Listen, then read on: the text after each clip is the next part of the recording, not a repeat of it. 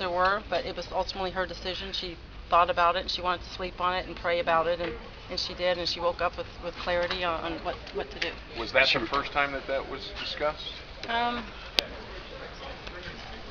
Well, the conversations began last night, but it was ultimately her decision she really wanted to pray about it and think about it, and she did, and we're proud of her for taking the time, making a very conscious decision. I mean, as you guys know, there was efforts the past couple of weeks to get her to merge with other candidates, and at the time she was ahead of the other candidates, in the polls, and it was not appropriate for her to do that. But given she wanted to give the people the opportunity to speak, and she wanted to hear, where they stood and who they coalesced around, and after seeing the votes and the numbers, she understood that it just wasn't prudent to continue. Will she run again in Minnesota?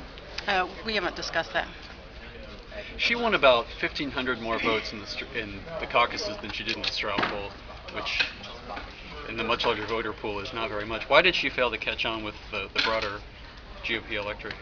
Well, I mean, it's tough to say. I mean, who knows? I mean, certainly there were a few more candidates in this election in the caucus as opposed to the straw poll, and a lot of candidates had certainly a lot more money behind them, which helped get their message out and help their name ID and get people to know the candidate. So all those factors are play into it. Did she consult with Governor Pell in recent days? No. Who was involved in the conversations last night when she was talking about how to proceed? Just Michelle and some family members and some of staff members. Do you know any names? No. Alice, can you repeat again? Does she plan to endorse another candidate? She hasn't decided yet. As she said last night when she spoke, right after the results came in, she made a point to call all the other candidates and congratulated them for how things went. She thinks the world of all of them personally and respects all of them. They all had really nice conversations.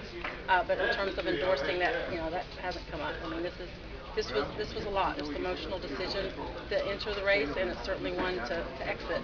So she's just taking this in right now. But after some time, she might decide to do that after she takes a little time after this? Time will tell.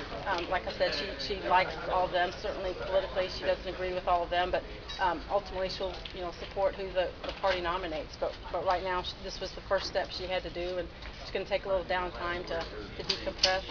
And then in terms of endorsement, time will tell. Does the rise of Rick Santorum and does that kind of speak to the troubles that Mitt Romney has with securing the conservative vote? I mean, I think what that shows, which is good, is that the faith community, did coalesce around one person, and that's what the faith community wanted someone either Romney or anti-Romney, but whether it's whoever they coalesced around, it was important for them to do that in order to get the faith community vote, and that's certainly what we saw. And there was a concentrated effort for that to happen over the past couple of weeks, and we saw that last night.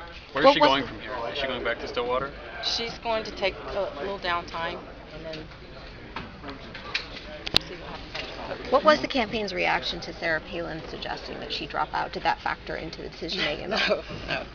And Alice, you said money was not the an issue at all. We, as you saw, we had a full schedule in South Carolina. We're planning to move full speed ahead and also go to the debates in New Hampshire and events after that.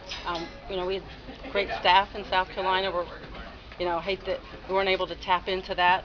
Great people there. And we had planned to move ahead with that.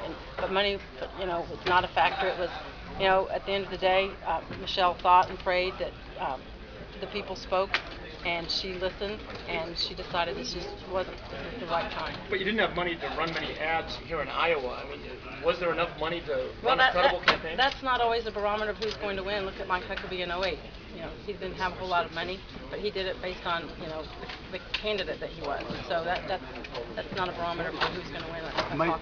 Might she parlay her new audience to a media career like Governor Huckabee did? Time will tell. Is it one of the options? News to me.